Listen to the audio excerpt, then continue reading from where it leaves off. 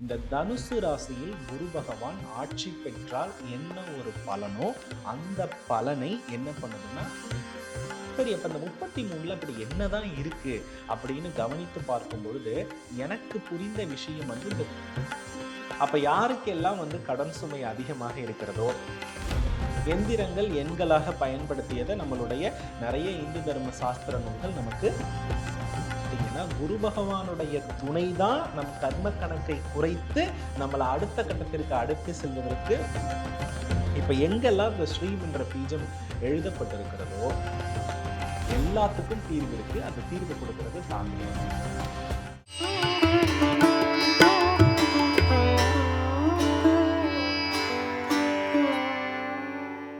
பிரணவ மந்திரம் நேயர்களுக்கு அன்பு வணக்கம். எண்கள் நம்பர்ஸுங்கிறதுக்கு எவ்வளோ பெரிய வேல்யூஸ் இருக்குது. இந்த நம்பர்ஸை நம்ம கரெக்டான விதத்தில் ஆக்டிவேட் பண்ணும்பொழுது நமக்கு பண ஈர்ப்பாக இருக்கட்டும், இல்லை வேறு எந்த விஷயத்துலையும் நம்மளால் ஜெயிக்க முடியும் அப்படிங்கிறதுக்கான ஒரு உதாரணமான காணொளி தான் இது. பண ஈர்ப்பு விதி, அதே மாதிரி கடன் அடைக்கிறதுக்கு, இது ரெண்டு தான் ஒரு மனிதனுடைய வாழ்க்கையில் இன்னைக்கு பெரிய ரோல் ப்ளே பண்ணுது.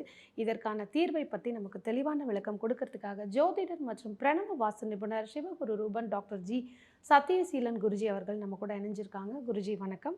ஸ்ரீ குருப்பியோ நமஹா, ஸ்ரீ மாத்ரே நமஹா, ஓம் அகத்தீசாயை நமஹா. இறையடியார்கள் அனைவருக்கும் அன்பான வணக்கங்கள். வணக்கம் குருஜி. இப்போ நம்பர்ஸ் அப்படிங்கிற ஒரு விஷயம், அது வெளியில் நம்ம வாகனத்தில் பார்த்தாலும் சரி, டெய்லி கேலண்டரில் பார்த்தாலும் சரி, இந்த நம்பர்ஸுங்கிறதுக்கு ஃபஸ்ட்டு எவ்வளோ முக்கியத்துவம் இருக்குது. அதே மாதிரி பொதுவாக எல்லாரும் ஃபேஸ் பண்ணுறது கடன். இந்த கடனே எனக்கு அடைக்கணும், அதே மாதிரி நிறைய பணம் என்கிட்ட சேரணும், கம்மி சம்பளத்தில் இருந்தாலும் இந்த பணம் என்கிட்ட சேரணும் அப்படின்னா என்ன மாதிரி எண்களை உபயோகப்படுத்தணும், எப்படி உபயோகப்படுத்தணும்? எண்கள்லேயே என்னை பொறுத்தளவில் ரொம்ப உயர்ந்த எண்களாக நான் பார்க்கறது எண் 3. இந்த 3வது எண் அப்படின்னு நம்ம எடுத்துக்கிட்டோம்னா, காலபுருஷன் அப்படின்னு எடுத்துக்கொள்ளும் பொழுது பார்த்தீங்க அப்படின்னா, குரு பகவான் 9வது வீட்டதிபதியாக வருகிறார். அதாவது தனுசு ராசிக்கு உரிய அதிபதி. இந்த தனுசு ராசியில் குரு பகவான் ஆட்சி பெற்றால் என்ன ஒரு பலனோ அந்த பலனை என்ன பண்ணுதுன்னா 3வது எண் நமக்கு தருகிறது. இது நான் எப்படி சொல்றேன்னா, ஆதிசங்கரர் இயற்றிய சௌந்தரிய லகரியினுடைய 3வது ஸ்லோகத்தினுடைய பொருளும் தனுசு ராசியில் மறைந்திருக்கக்கூடிய காரகத்துவத்தையும் ஒப்பிட்டு பார்க்கும் பொழுது அதே பலன்கள் நமக்கு கிடைக்கிறது. அப்போ இந்த 3ஆம் எண்ணினுடைய மிகப்பெரிய வலுவை நமக்கு கொடுக்கக்கூடியது தான் இந்த 369. நீங்க நல்லா கவனிச்சு பாருங்க.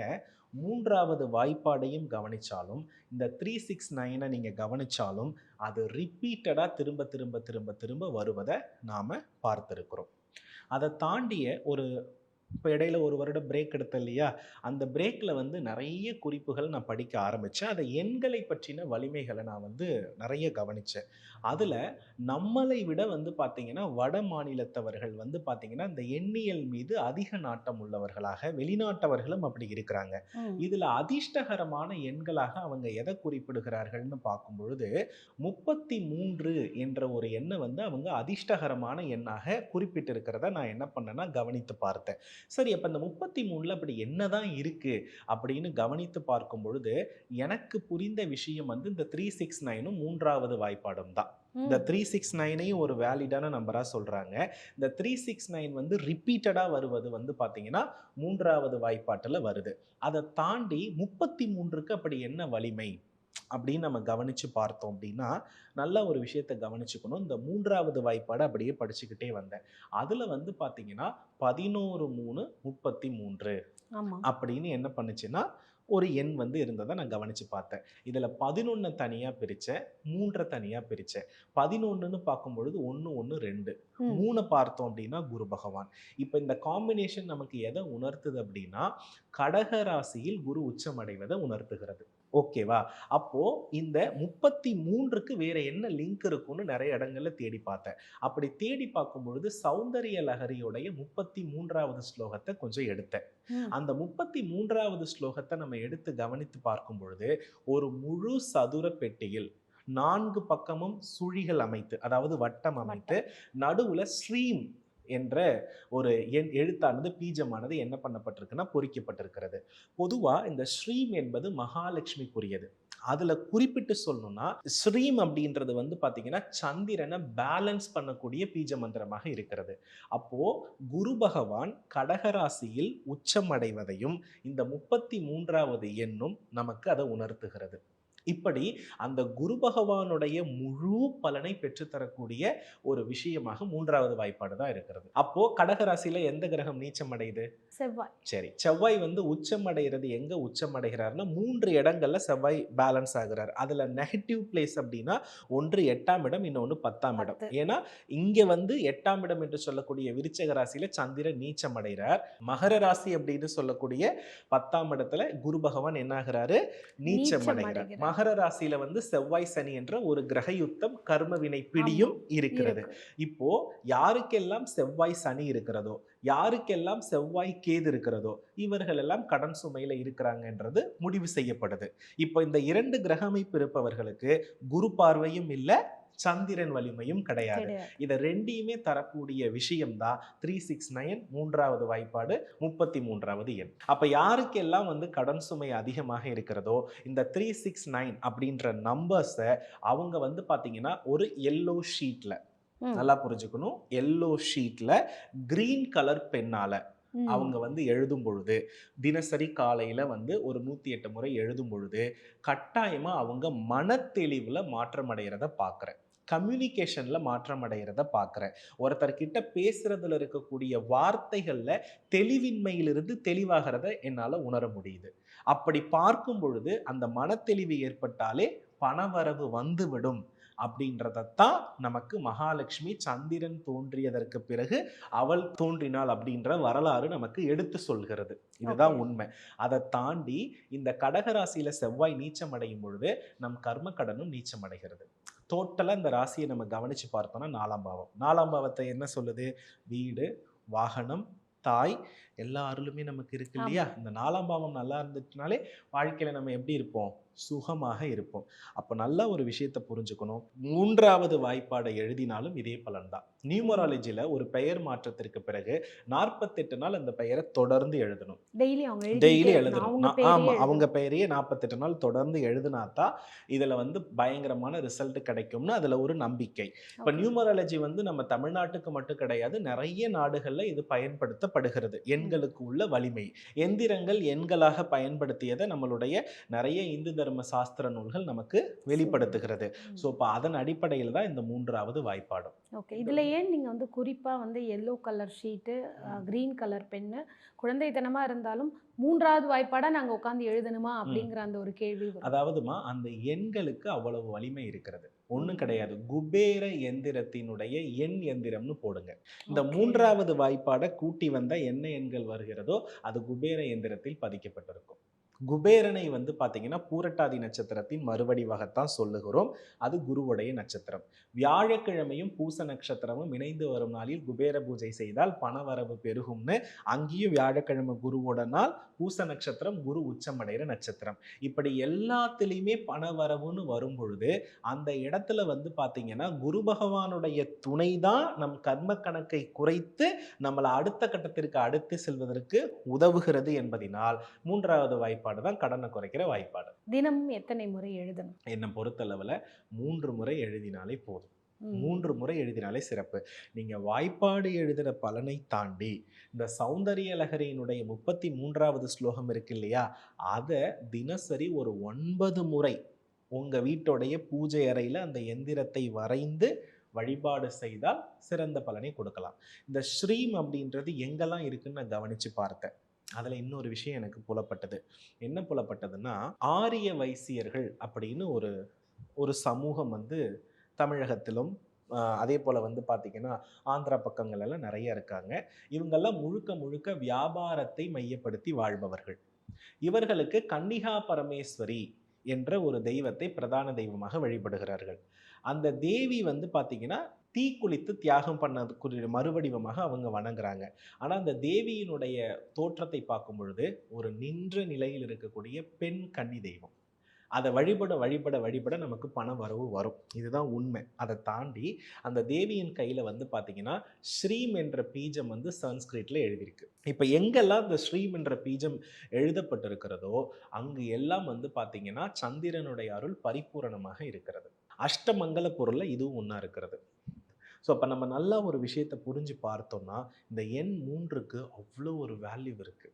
அப்போ இந்த 3வது வாய்ப்பாடு அதனால தான் முக்கியத்துவமாக இருக்கிறது. குரு பகவான் அதனால தான் நம் கர்ம கணக்கை என்ன பண்ணுறாருன்னா குறைக்கிறார். அப்போ யாரெல்லாம் வாழ்க்கையில் போராடுகிறார்களோ அவர்கள் 369 எழுதலாம், 3வது வாய்ப்பாடை 3 முறை எழுதலாம். அப்படி இல்லையா சௌந்தரிய லகரியினுடைய 33வது ஸ்லோகத்தை பாராயணம் செய்யலாம் அந்த எந்திர பிம்பத்தோடு. இவ்வாறு செய்யும் பொழுது அவர்களிடத்தில் முதல் விஷயம் மனத்தெளிவு. நல்லா புரிஞ்சுக்கணும்.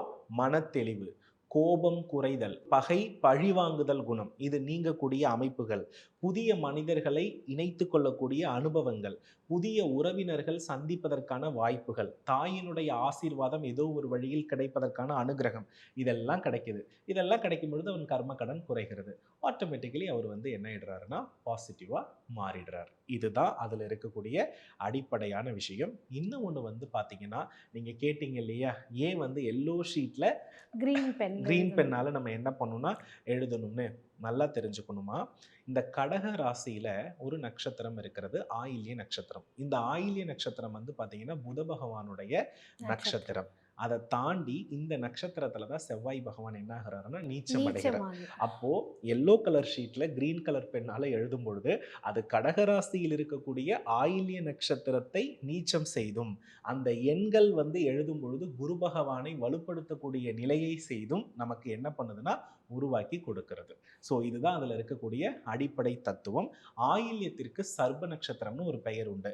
நம் எழுத்துக்கள் எல்லாம் ஒரு விதத்தில் சர்பமாக சுழி சுழியாக இருக்கிறத நம்மளால என்ன பண்ண முடியும், கணிக்க முடியும். இவ்வளோதாம அதில் இருக்கக்கூடிய ரகசியம். தாந்திரிக பரிகாரத்தினுடைய மிக முக்கியமான சூக்ஷமமே என்னன்னா, நம் கவனத்தை ஒரு கிரகத்தின் மீது குவிக்க வைத்து அந்த கிரகத்தினுடைய காரகத்துவத்தை உடலில் கிரகிக்க வைப்பது தான் வேலை. இப்போ தாந்திரீக சீட்டுகள், தாந்திரிக படங்கள் இது எதுவுமே வெளிச்சத்தில் வைத்து வழிபடக்கூடியதாக அவர்கள் சொல்லலை.